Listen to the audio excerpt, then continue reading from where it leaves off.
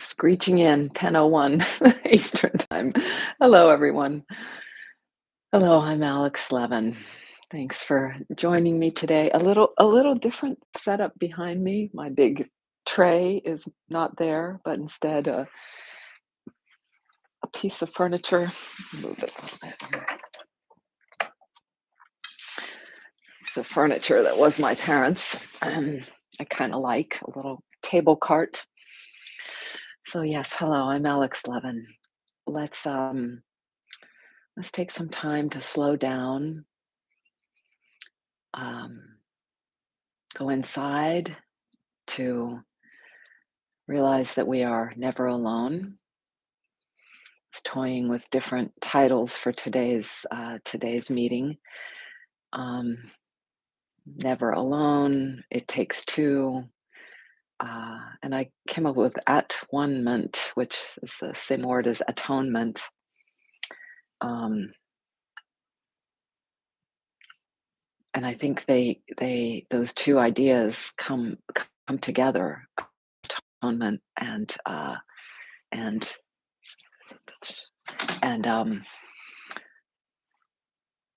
realizing that we're all connected, we're all at one.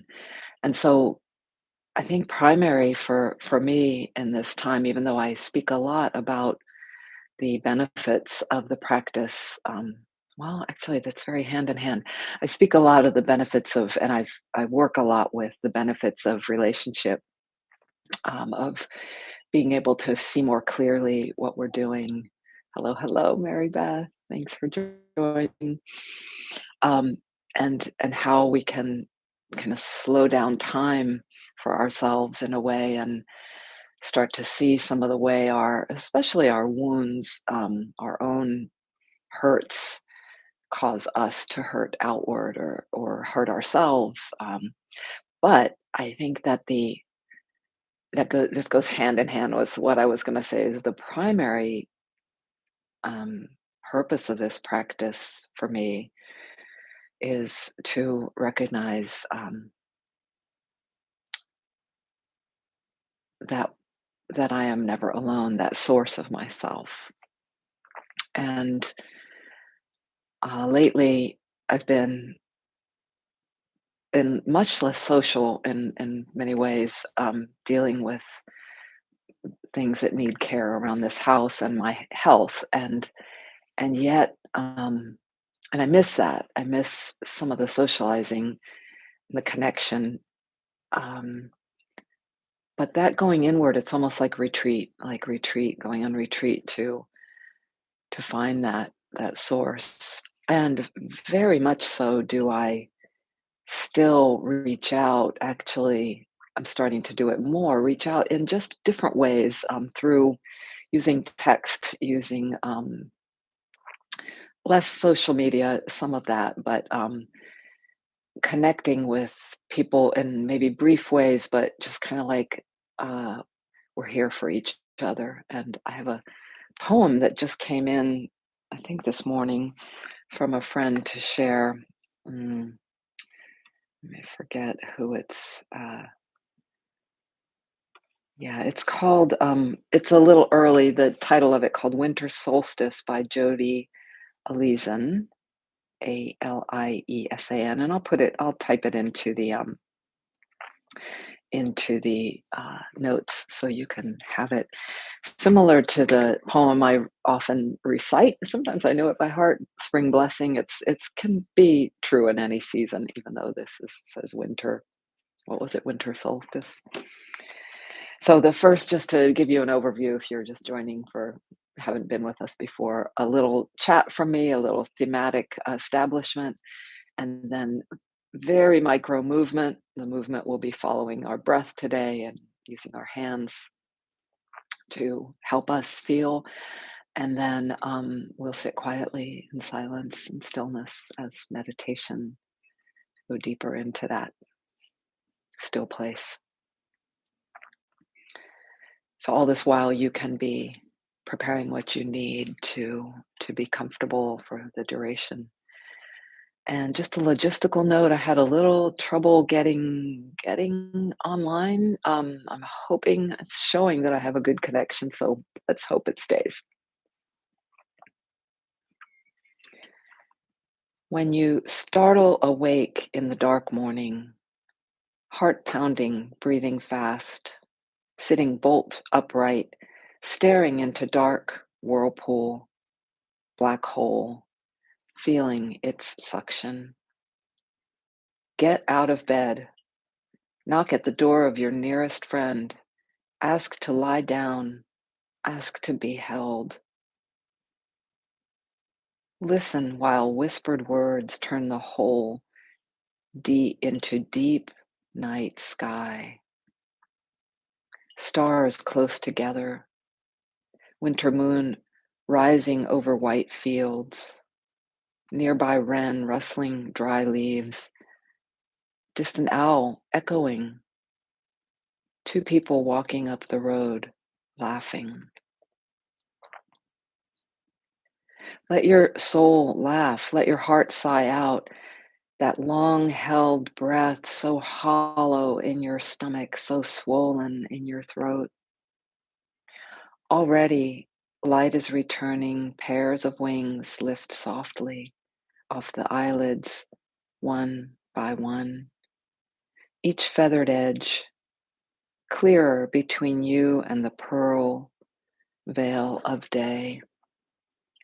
You have nothing to do but live.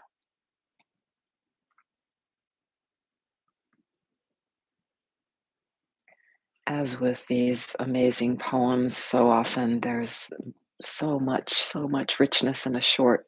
I like these sort of short poems. The key thing that um, strikes me this morning is go get out of bed and go seek out a friend. When we have that darkness, that deep darkness, that dread that may visit us often in the night or early morning, and um, and these times, as is during this recording, just when you think world events can't get any uh, crazier, they do, and I think that many of us have our personal dramas that are just roiling, so we've got a lot of that.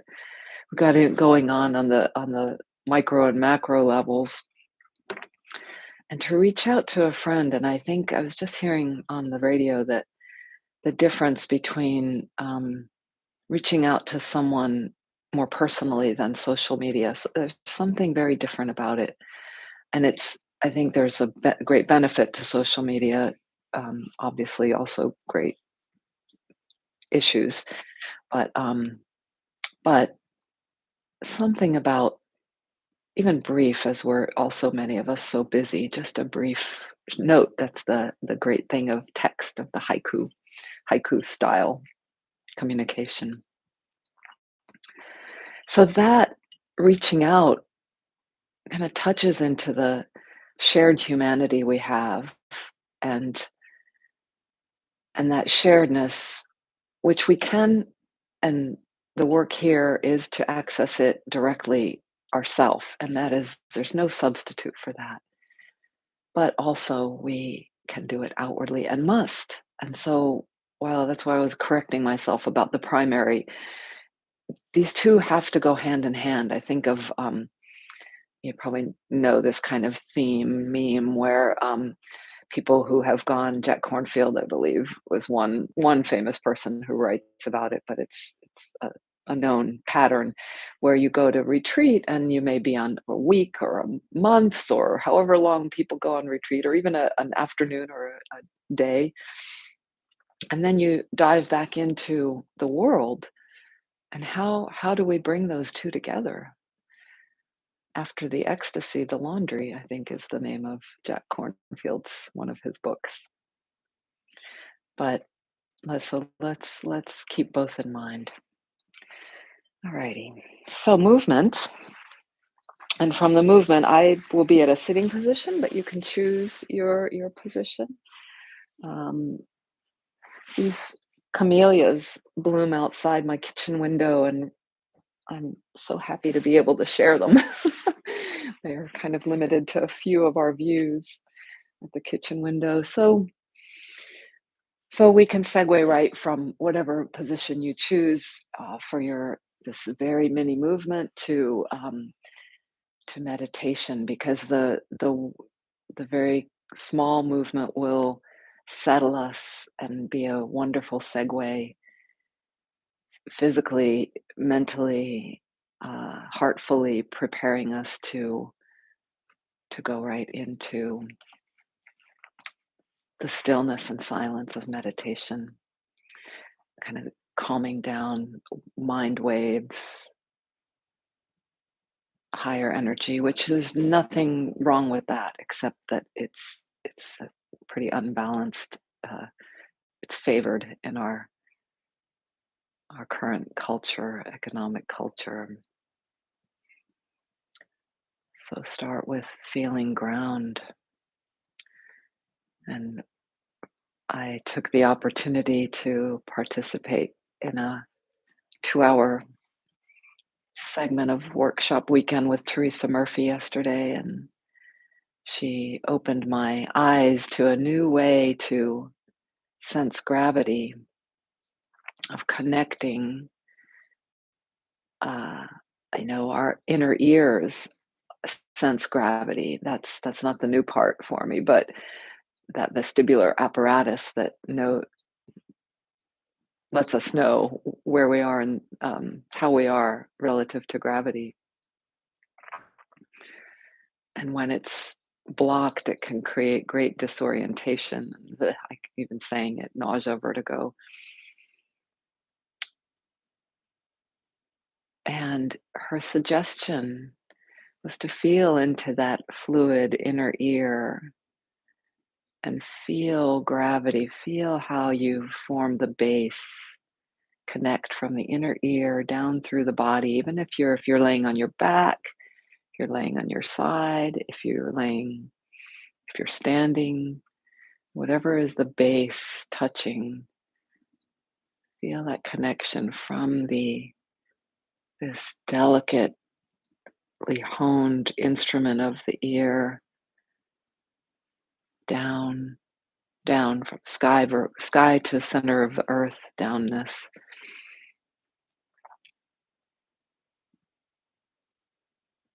It has a different feel, does it not, to do it this way?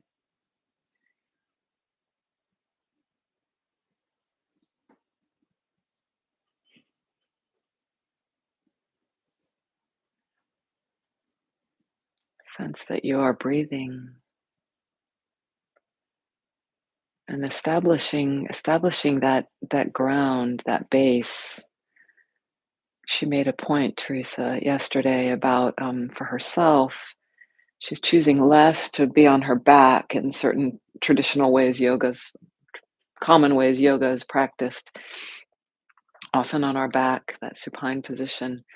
That that is also favored. Every end of yoga class for most of us is shavasana. It's on our backs. So maybe change that up. And in fact, maybe I should have changed the way I sit, maybe to sit with on my haunches, to have like a different base. We can mix that up so you could lie down on your front more often. Take corpse pose on your front. And so as we feel our base and we feel the, the fullness of ourself, the three-dimensionality and lightness of the rest of us that comes with knowing our base, we can continue to feel breath. There's a considerable gustiness of wind outside that's partnering to my breath here today.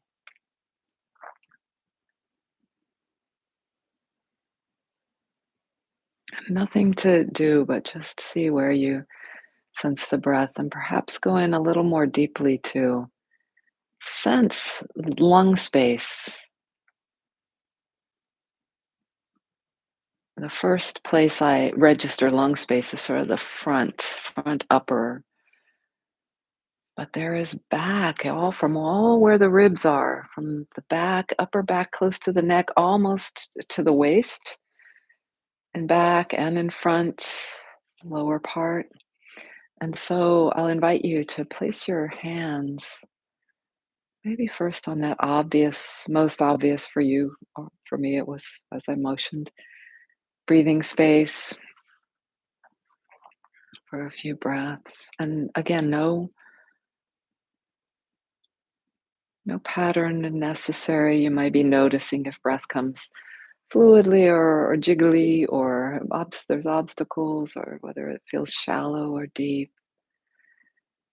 And then I'm going to take my hands to the bottom front of my ribs to feel there. And in a sense, by that touch, inviting breath. This is absolutely possible for us to do, to invite it to different parts of our ribs.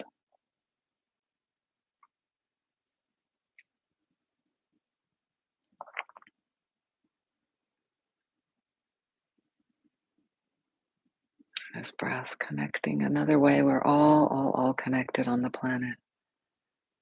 Connected and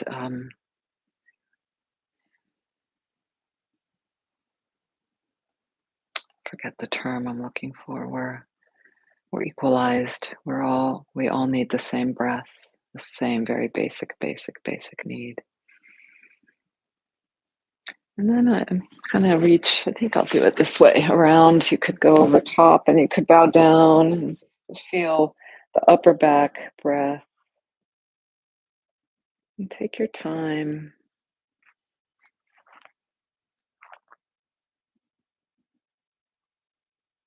Feel that touch into your hands, and for me, just into my fingertips. Maybe for you, that's the same.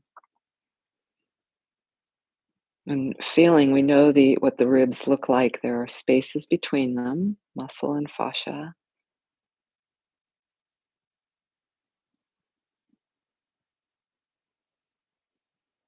Lungs underneath the ribs.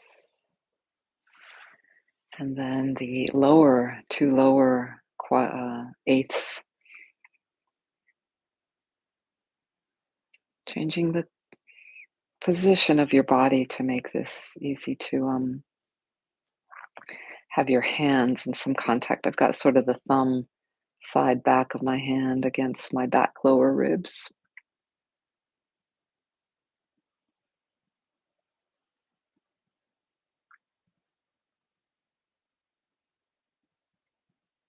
You might notice your breath changing, its shapes, its duration, its texture of its flow,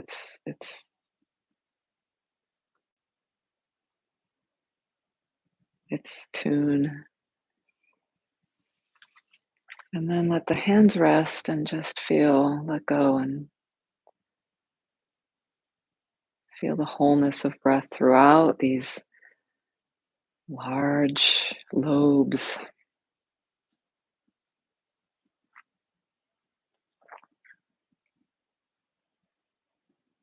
You might start to segue to what is your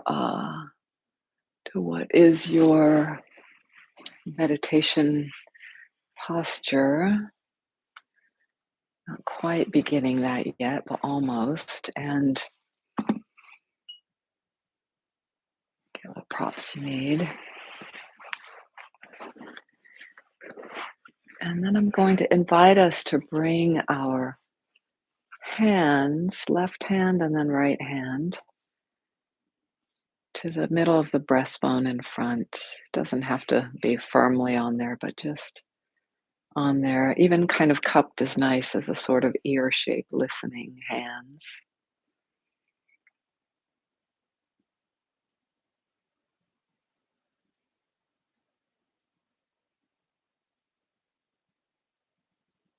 To listen to the heart that's nestled between the lungs, as also a little reminder there from Teresa.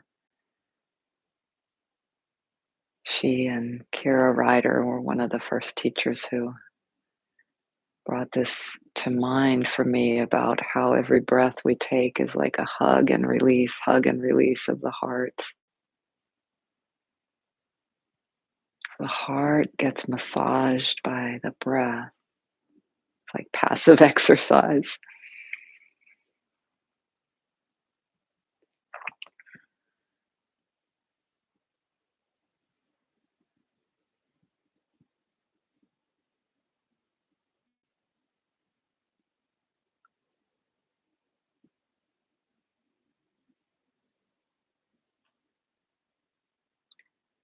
And then let's segue right into our meditation for about 8 minutes. So you might release your hands and place them as you do.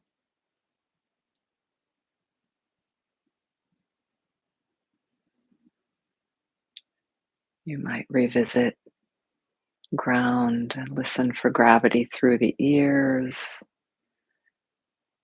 Mm,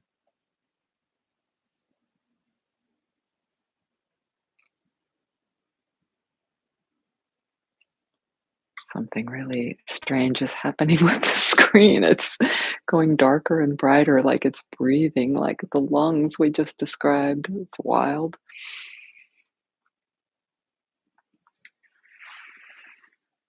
And you might sense your breath again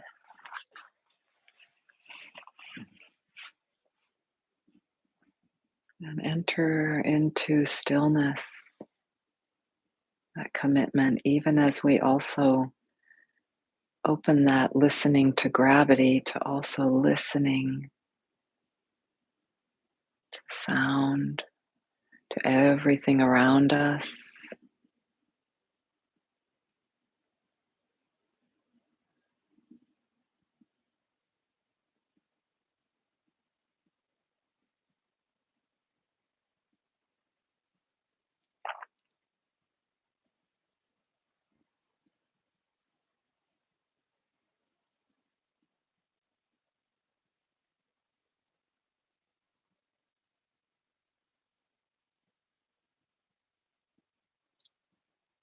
Let yourself settle and settle.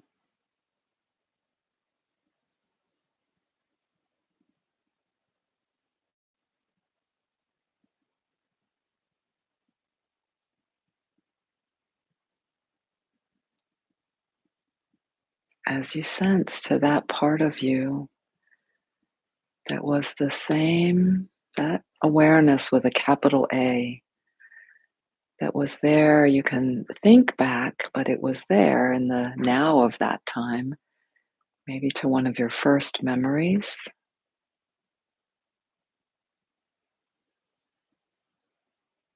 maybe to a later pre adolescent memory,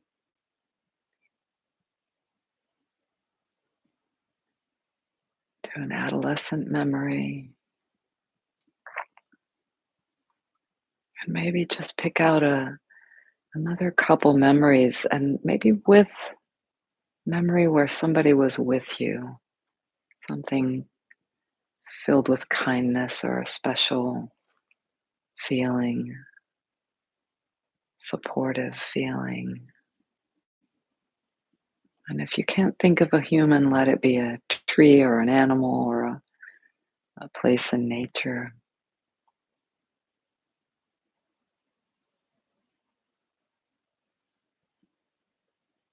And then bring your awareness here now. I'm going to mimic a little of what I feel Rupert Spira does, a non duality teacher.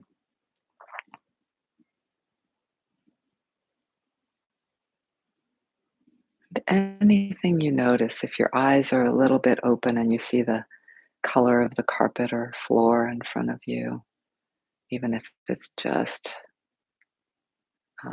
blurry, that awareness has to be there in that rug or in that light.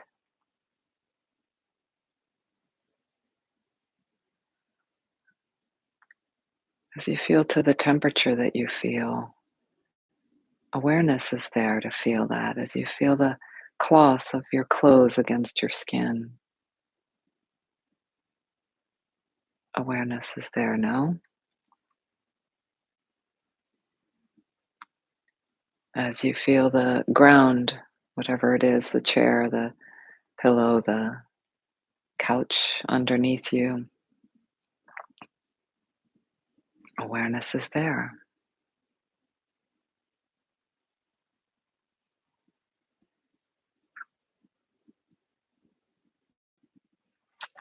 I think I know what's happening.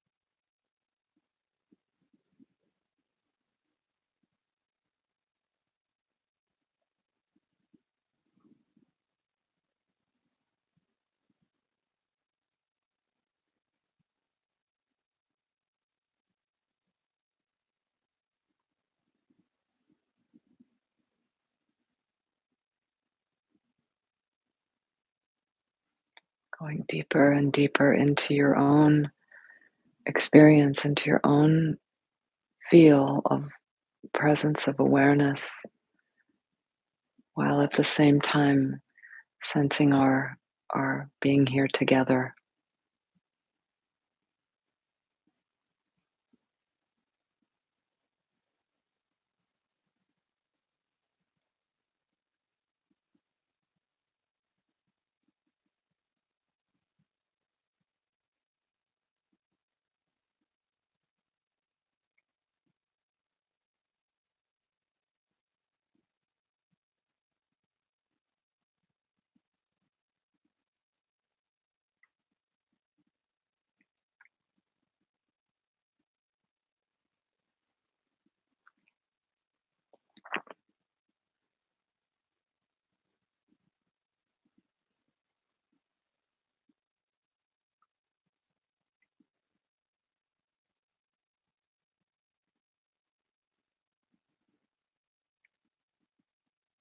Perhaps feeling some of the support of the lungs, the buoyancy that allows ease.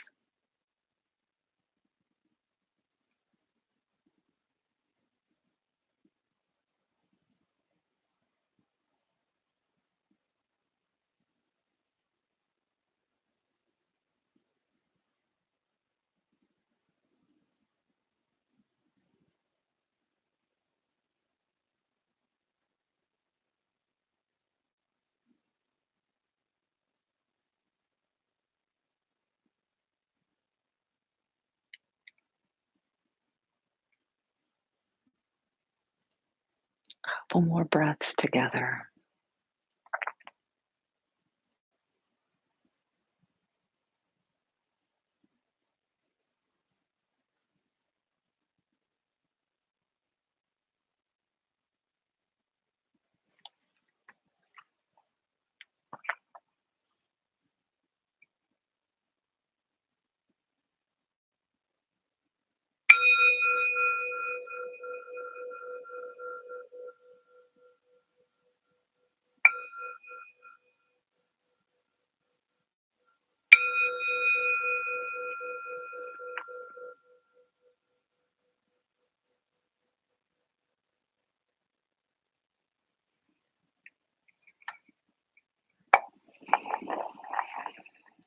Transition as works for you. I bow to you and thank you for joining me, us here together for this practice of realizing our At-One-Ment, and that we really need to see our own stuff to be able to connect well with others. So the transition, take it as you like, as it works for you. But do know it's a transition. It's a transition that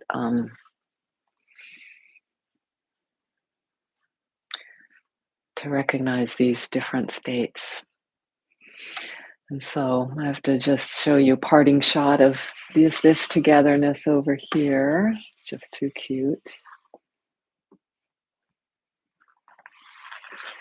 Tommy the cat loves to be with somebody close. Rock could care less if, if the cat was there.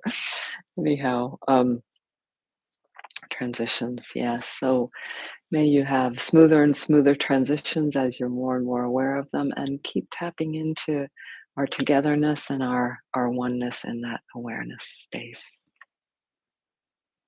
Ciao, ciao. Love you guys.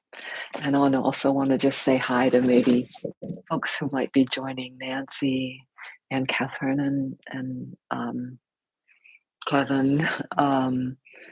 Maybe names. I'm forgetting names. Sister Linda. Maybe Lisa McCorkle. Maybe Lisa Sajowski. Lincoln. Maybe I don't know who's out there. Virginia, Jackie. Always love that you are here with me, and I know you are with me, and others of you too. Ciao, ciao. Until next week.